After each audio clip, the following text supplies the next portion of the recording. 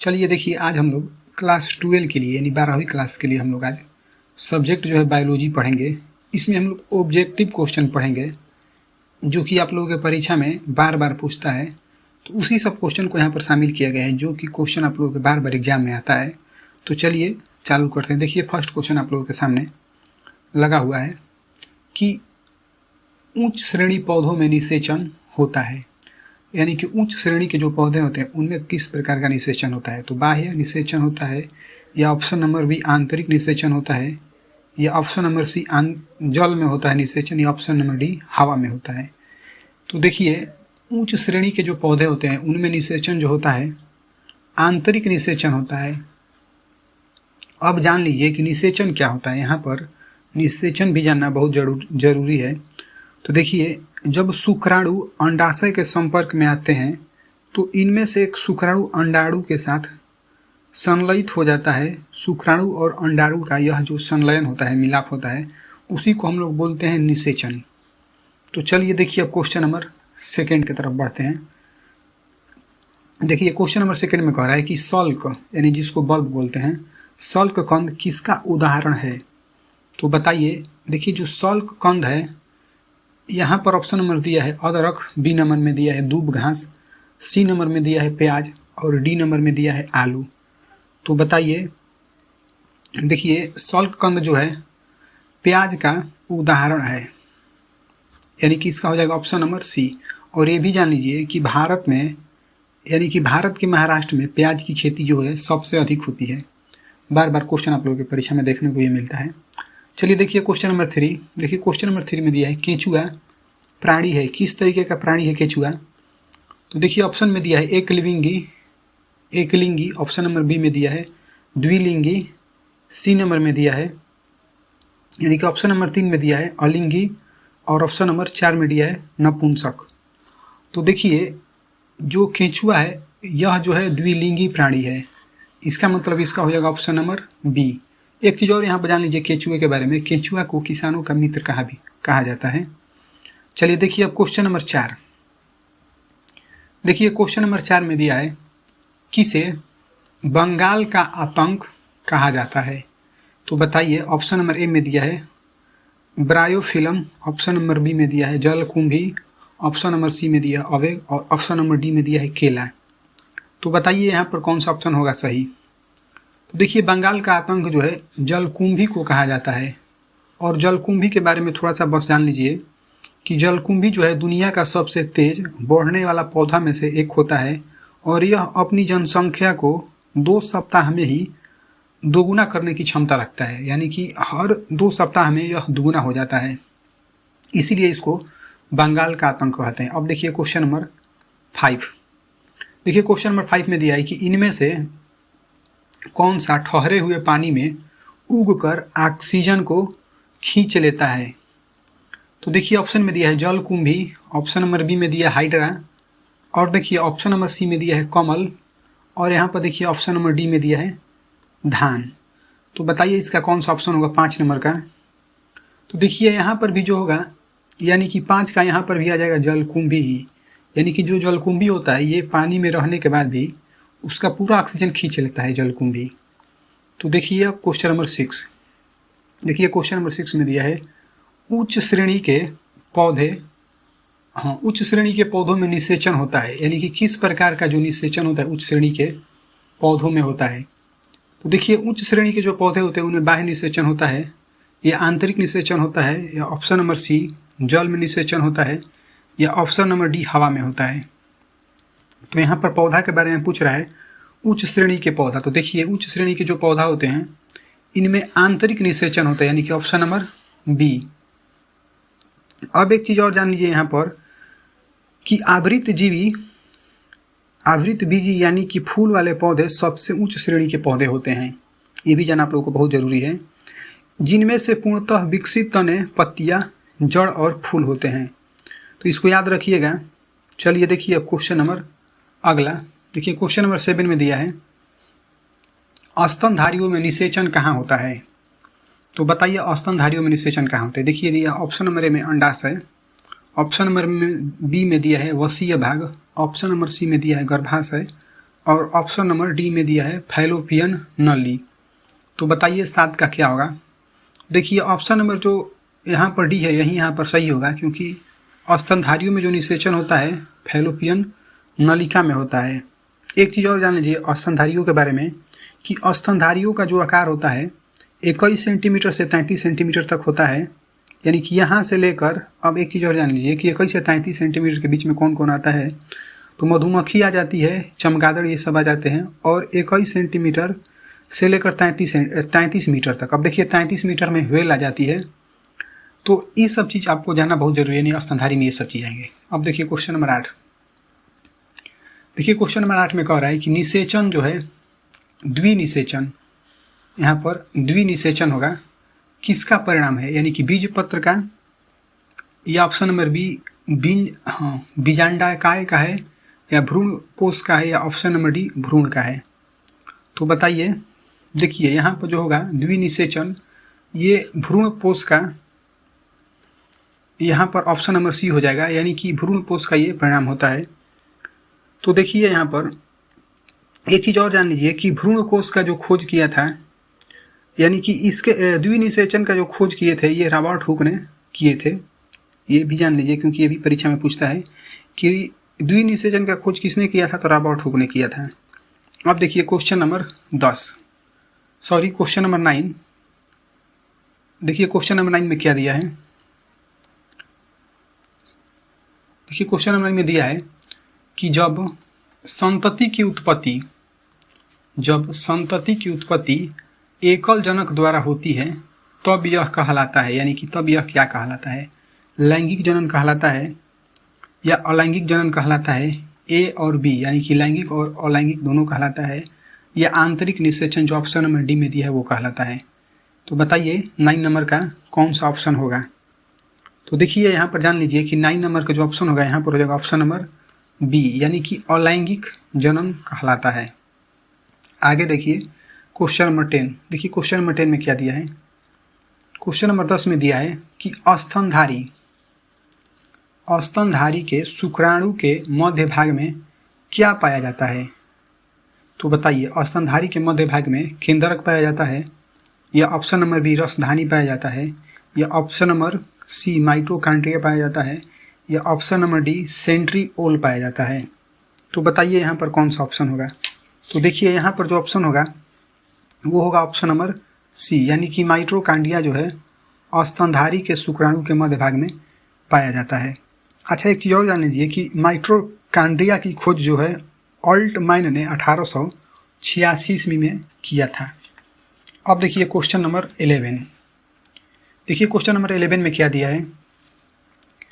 जनन, अच्छा यहाँ से देखिए, हाँ, जनन समान जीव प्राप्त हो सकता है, जनक दिया है, जनक समान जीव प्राप्त हो सकता है किस चीज़ से। देखिए ऑप्शन नंबर ए में दिया है बीज, सेकंड में दिया है युग्मज, और थर्ड में दिया है युग्मको, और ऑप्शन नंबर डी में दिया है विजंडन। तो बताइए यहाँ पर कौन सा होगा। तो देखिए यहाँ पर जो होगा 11 नंबर का वो हो जाएगा विखंडन है, विजंडन नहीं है, विखंडन से, यानी कि ऑप्शन नंबर डी यहाँ पर सही होगा। अब देखिए हम लोग चलते हैं क्वेश्चन नंबर 12 के तरफ में। देखिए क्वेश्चन नंबर 12 में दिया है कि मुकुलन द्वारा जनन किस में होता है। बताइए ईस्ट में होता है, या ऑप्शन नंबर डी म्यूकर में होता है, या ऑप्शन नंबर सी पाइनस में होता है, या ऑप्शन नंबर डी फर्न में होता है। तो देखिए मुकुलन द्वारा जो जनन होता है वो ईस्ट में होता है, यानी कि यहाँ पर हो जाएगा ऑप्शन नंबर ए सही हो जाएगा। अब देखिए ए ओपन, अब यहाँ पर मुकुलन के बारे में थोड़ा सा जान लीजिए कि मुकुलन किसे कहते हैं। देखिए जीव के शरीर पर बनी संरचना के अलग होने से बना जीव, यानी कि जो जीव के शरीर पर बना संरचना जो होगा उससे जो बना हुआ जीव रहेगा उसको मुकुलन कहते हैं। तो चलिए देखिए अब क्वेश्चन नंबर 13। देखिए क्वेश्चन नंबर 13 में क्या दिया है कि कोनोडिया का निर्माण किस में होता है। तो बताइए पेनिसिलियम, या ऑप्शन नंबर बी एस्पाइगोराइला, या ऑप्शन नंबर सी कारा, या ऑप्शन नंबर डी फर्न। तो देखिए यहाँ पर हो जाएगा 13 नंबर का ऑप्शन नंबर हो जाएगा ए यानी कि पेनिसिलियम, यहाँ पर कोनोडिया का निर्माण होता है।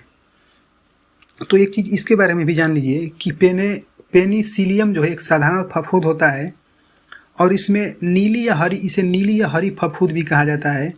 और यह जो होता है यानी कि पेनिसिलियम सड़ी गली सब्जियों और कटे हुए फल, रोटी या सड़े हुए मांस, चमड़ों इत्यादि पर ये पेनिसिलियम का निर्माण होता है, ये उस पर जम जाता है। तो देखिए क्वेश्चन नंबर 14 में दिया है, कि इनमें से, यहाँ से देखिए कि इनमें से कौन सा केवल एक बार अपने जीवन काल में पुष्प पैदा करता है। यानी कि ऐसे पौधे का नाम बताना है जो अपने जीवन काल में बस एक ही बार उस पर पुष्प लगता है, उसके बाद उस पर दोबारा पुष्प नहीं लगता है। तो देखिए ऑप्शन नंबर ए में देखिए क्या दिया है। ऑप्शन नंबर ए में दिया है बांस, ऑप्शन नंबर बी में दिया है आम, ऑप्शन नंबर सी में दिया है लीची और ऑप्शन नंबर डी में दिया है जामुन।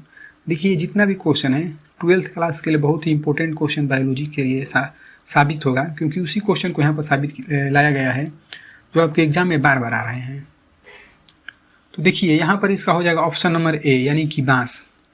और बांस के बारे में एक चीज़ और जान लीजिए यहाँ पर कि बांस को सबसे बड़ा घास भी कहा जाता है। यानी कि पूछेगा क्वेश्चन कि सबसे बड़ा घास कौन सा है तो आप उस पर टिक लगेगा बांस पर। एक चीज़ और जान लीजिए बांस के बारे में कि यह भारत में कम से कम इसके 24 वंश पाए जाते हैं भारत में। देखिए अगला क्वेश्चन बहुत ही इंटरेस्टिंग आप लोगों के सामने दिया है कि ऋतुस्राव चक्र किस में होता है। तो देखिए ऑप्शन नंबर ए में दिया है मनुष्य में, ऑप्शन नंबर बी में दिया है बंदर में, ऑप्शन नंबर सी में दिया है चिंपैंजी में और ऑप्शन नंबर डी देखिए दिया है इनमें से सभी में। तो देखिए जो ऋतुस्राव होता है ये मनुष्य में भी होता है, बंदर में भी होता है और चिंपैंजी में भी होता है। तो देखिए यहाँ पर तीन को जो ऑप्शन है सही हो गया। इसका मतलब ये जो है तीनों ऑप्शन क्या हो जाएगा, गलत हो जाएगा, क्योंकि परीक्षा में तो 3 ऑप्शन लगाना नहीं है, एक बस लगाना है। तो ये वाला ऑप्शन हो जाएगा ऑप्शन नंबर डी, यानी कि यहाँ पर हो जाएगा इनमें से सभी। तो अब यहाँ पर थोड़ा सा बस जान लीजिए आप लोग कि ऋतुस्राव क्या होता है। तो देखिए महिलाओं के शरीर में होने वाला एक हार्मोनल परिवर्तन होता है जिसे ऋतुस्राव कहा जाता है। जब कोई लड़की किशोरावस्था में पहुंचती है तो उसके अंडाशय ईस्ट्रोजन और प्रोजेस्टेरोन नामक हार्मोन उत्पन्न करते हैं। अधिकतर लड़कियों में यह जो है यानी कि ऋतुस्राव जो है 28 दिनों के अंतराल पर होता है। तो आप लोगों ने जान लिया क्वेश्चन नंबर 15 के भी बारे में। अब चलिए नेक्स्ट आगे बढ़ते हैं क्वेश्चन नंबर 16। देखिए क्वेश्चन नंबर 16 में दिया है, यानी क्वेश्चन नंबर 16 में दिया है कि द्विलिंगी प्राणियों। देखिए द्विलिंगी प्राणी से बार बार क्वेश्चन आ रहा है, इसका मतलब ये बहुत ही इंपॉर्टेंट होने वाला है आपकी साल के एग्जाम के लिए। तो देखिए द्विलिंगी प्राणियों किसके उदाहरण हैं। तो स्पंज के उदाहरण है ऑप्शन नंबर ए, या option number B tapeworm, या ऑप्शन नंबर सी जोक, या ऑप्शन नंबर डी इनमें से सभी। तो बताइए 16 का क्या होगा। देखिए यहाँ पर द्विलिंगी का उदाहरण स्पंज भी हो जाएगा, टेप वर्म भी हो जाएगा और जूक भी हो जाएगा। तीनों सही है, तो तीनों यहाँ पर गलत हो जाएगा क्योंकि ऑप्शन में बस हमको एक ही टिक लगाना है। तो यहाँ पर आप लोग समझ गए होंगे कि यहाँ पर होने वाला है ऑप्शन नंबर डी, यानी कि इनमें से सभी। तो देखिए द्विलिंगी के बारे में थोड़ा सा बस जाननी चाहिए आप लोग कि द्विलिंगी में यहाँ पर हो जाएगा कि एक ही समय अथवा विभिन्न समय पर स्त्री और पुरुषों दोनों प्रकार के प्रजनन कोशिकाएं उत्पन्न करता है, उसे उभयलिंगी या द्विलिंगी प्राणी कहते हैं। यह जो कह रहा है यहाँ पर हो जाएगा कि उदाहरण इसका समझ लीजिए कि जंतु तथा पादपों के मिलने से होता है। जैसे में आप लोग समझ लीजिए कि केंचुआ तथा अन्य प्रकार के कायिक जीवों में द्विलिंगी प्राणियों का उदाहरण हो जाएगा आपका। तो देखिए क्वेश्चन नंबर 17 में दिया है कि इनमें से कौन अंडप्रजक प्राणी है, बताइए। तो देखिए यहाँ पर ऑप्शन नंबर ए में दिया है मुर्गी, ऑप्शन नंबर बी में दिया है सांप और ऑप्शन नंबर सी में दिया है मगरमच्छ और ऑप्शन नंबर डी में दिया है इनमें से सभी। तो देखिए अंडप्रजक यानी कि यहाँ पर गलत हो जाएगा ए नंबर भी, यानी कि तीनों सही है। ए नंबर भी सही है, बी नंबर भी सही है और डी नंबर भी सही है। इसका मतलब ये तीनों ऑप्शन जो है गलत हो जाएगा। तो यहाँ पर कौन सा सही हो जाएगा, ऑप्शन नंबर डी, क्योंकि हमको बस एक ही टिक लगाना है। तो ए बी सी और तो लगाएंगे नहीं, तो इसका मतलब हो जाएगा यहाँ पर ऑप्शन नंबर डी। तो देखिए यहाँ पर अब हम लोग चलते हैं क्वेश्चन नंबर 18 की तरफ में। देखिए क्वेश्चन नंबर 18 में दिया है कि निम्नलिखित में से किस में बाह्य निषेचन होता है।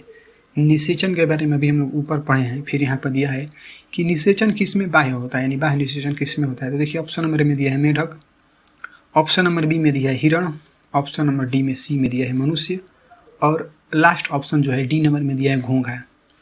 तो बताइए, देखिए यहाँ पर कि बाह्य निषेचन जो होता है ये मेढक में होता है, यानी कि यहाँ पर हो जाएगा ऑप्शन नंबर ए सही हुआ। अब आगे बढ़िए क्वेश्चन नंबर 19 की तरफ में, बिल्कुल समय नहीं ले जाएगा। देखिए क्वेश्चन नंबर 19 में दिया है कि निम्नलिखित में से कौन उभयलिंगी पादप नहीं है। ध्यान दीजिएगा क्वेश्चन में नहीं लगा है, तो यहाँ पर देखिए बताइए इसका ऑप्शन कौन सा होगा। देखिए ऑप्शन नंबर ए में दिया है पपीता, ऑप्शन नंबर बी में दिया है सरसों, ऑप्शन नंबर सी में दिया है मक्का, और ऑप्शन नंबर डी में दिया है गुड़हल। तो बताइए यहाँ पर 19 का क्या होगा। तो देखिए यहाँ पर जो है उभयलिंगी जो है पादप सरसों भी है, मक्का भी है और गुड़हल भी है, यानी कि ऑप्शन नंबर यहाँ पर बस जो ए बचा है ये उभयलिंगी पादप नहीं है, यानी कि यही पूछ रहे हैं यहाँ पर। तो यहाँ पर हो जाएगा ऑप्शन नंबर ए पपीता। अच्छा पपीता का वैज्ञानिक नाम भी जान लीजिए आप लोग, क्योंकि परीक्षा में बार बार देता है। देखिए पपीता का जो वैज्ञानिक नाम होता है वो होता है कैरिका पपीता, ये इसका वैज्ञानिक नाम होता है। आप लोग कहीं लिख लीजिएगा।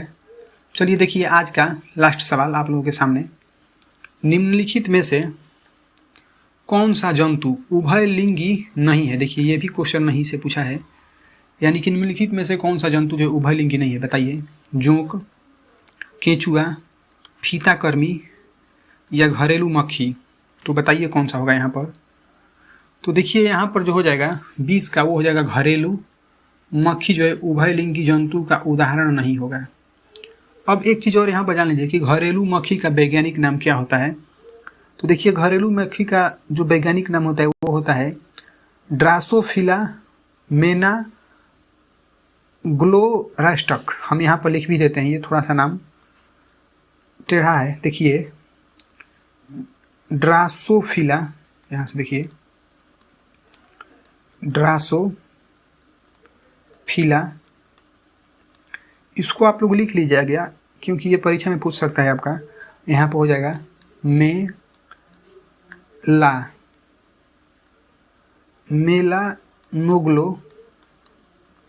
नोग्लास्टर है, मेना लोग्लास्टर। तो देखिए ये जो है घरेलू मक्खी के वैज्ञानिक नाम है। तो